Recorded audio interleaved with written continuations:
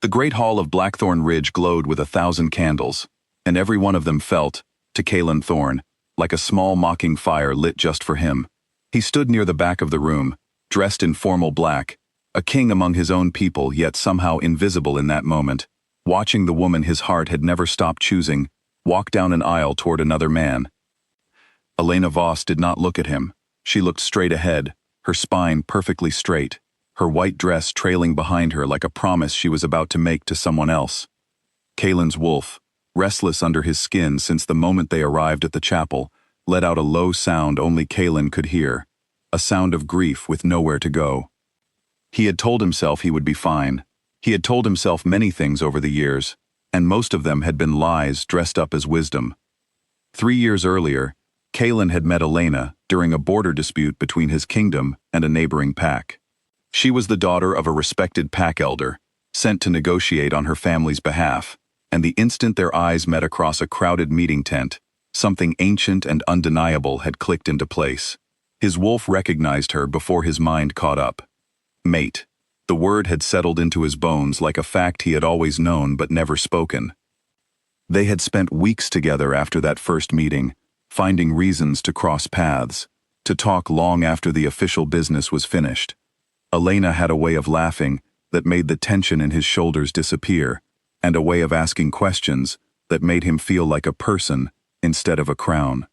For the first time since taking the throne, Calen had allowed himself to imagine a life that was not only duty, but kings carry burdens that ordinary men do not. Assassination attempts had already claimed the life of his own father. Rival packs watched Blackthorn Ridge for any sign of weakness, and a mate was often seen as exactly that, a vulnerability, a target, a way to reach the throne through someone who could be hurt. Calen convinced himself that loving Elena meant protecting her from all of it. He believed, in his quiet and foolish certainty, that stepping back was an act of mercy. So he let the distance grow. He stopped seeking her out. He told his advisors, and eventually himself, that the bond between them had simply not been strong enough to survive real life. He never told her the truth. He never told her that every night since, his wolf had paced the edges of his mind, refusing to settle, refusing to accept that the choice had been the right one. Now he stood in the back of a chapel, watching her marry Darius Voss, a beta commander from the Ironclaw pack, a man known more for his ambition than his warmth. The priest spoke words about loyalty and forever, and Elena repeated them in a steady voice that gave away nothing of what she might be feeling underneath.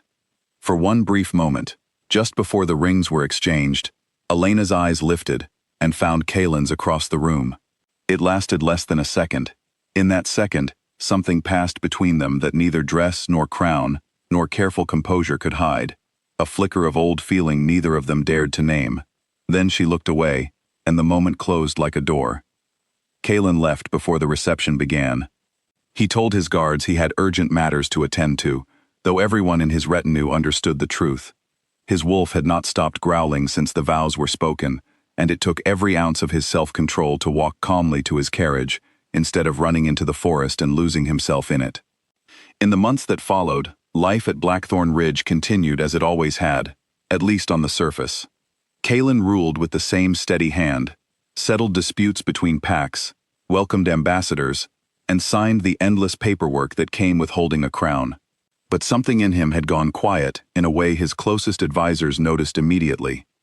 His most trusted advisor, an older wolf named Tomas, who had served Calen's father before him, was the first to raise the subject that everyone else was too careful to mention.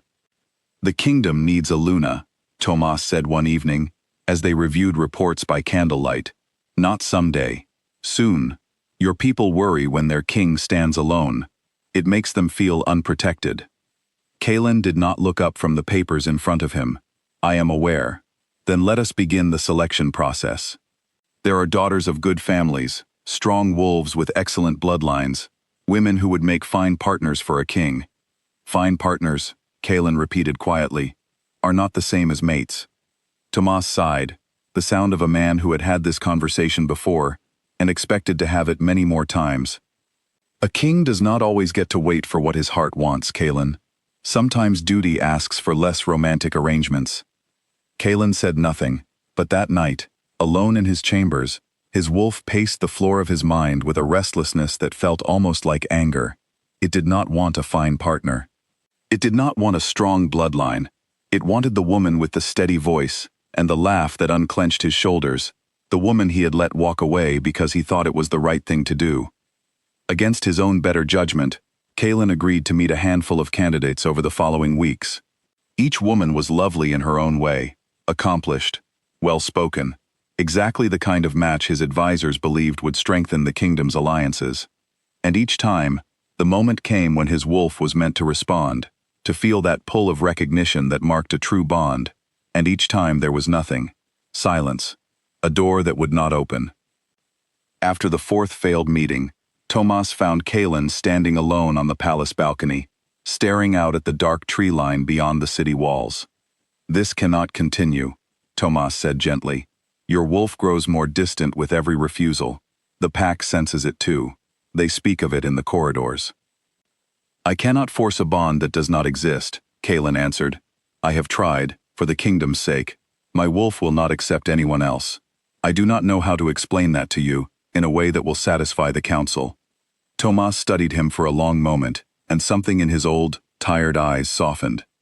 "There was a girl once, years ago, the elder's daughter from the border talks." Kaelin's jaw tightened, but he did not deny it. "I always wondered," Tomas said quietly, "why that arrangement never moved forward, when the two of you seemed so well suited." "It is finished," Kaelin said, though the words tasted false even as he spoke them. "She is married now, to Darius Voss." Tomas made no reply to that, only nodded slowly, as though a puzzle he had been turning over for years had finally clicked into place. Meanwhile, in the Ironclaw territory, Elena's new life was proving to be far less than the peaceful future she had hoped to build. Darius, it turned out, had married her not for affection, but for the alliance her father's pack offered his own ambitions within Ironclaw's leadership. He was polite to her in public, and distant in private, more interested in strengthening his position among the pack elders than in building any real partnership with his wife. Elena spent her days managing the household duties expected of a commander's wife, and her nights alone, in a large, cold bedroom, wondering how she had arrived at a life that felt so hollow. She had chosen Darius in the aftermath of Kaelin's silence, in the months after he stopped seeking her out, when grief and pride had convinced her that waiting for a man who had already made his choice was foolish. Darius had been kind to her then, attentive, in a way that felt like healing. She understood now, too late, that attention and love were not always the same thing.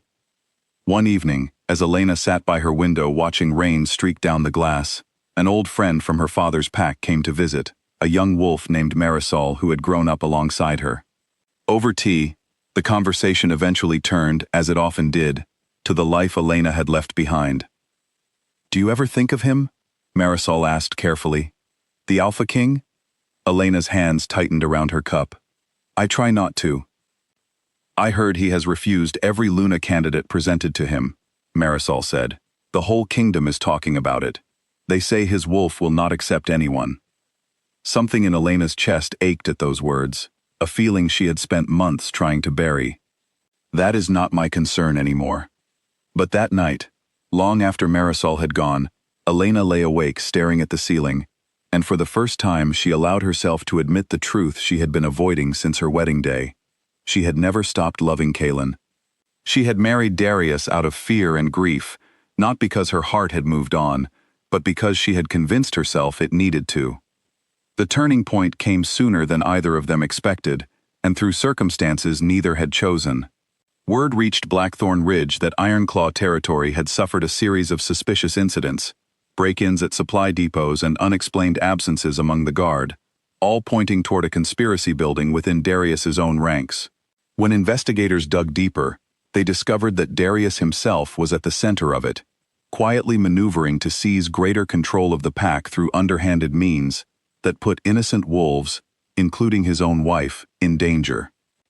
When the truth came to light, and Darius was removed from his position by the Ironclaw elders, Elena found herself suddenly without a home. Her marriage dissolved under pack law due to Darius's disgrace, her safety uncertain in a territory now in turmoil.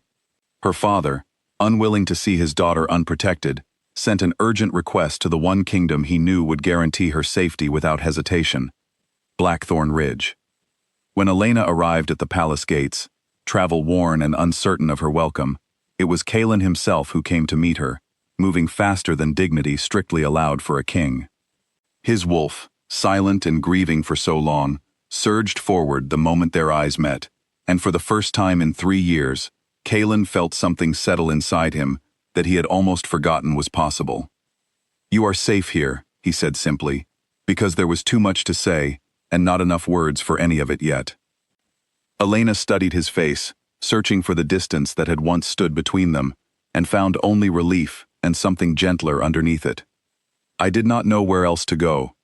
"You never need a reason to come here," Cailan said. "Not you." In the days that followed, as the political dust settled and Ironclaw territory adjusted to new leadership, Cailan and Elena finally spoke honestly for the first time in years. Sitting together in the palace gardens, away from advisors and expectations, they laid out the truth of everything that had happened. "I thought I was protecting you," Cailan admitted, his voice low. "I told myself that stepping back was mercy, that a king's mate would only become a target for every enemy who wanted to hurt me. I was wrong. All I did was hurt you myself, with my own hands, and call it kindness." Elena listened, tears gathering but not falling, years of confusion finally making sense. "I married Darius because I could not bear the silence anymore. I thought if you truly wanted me, you would have said something.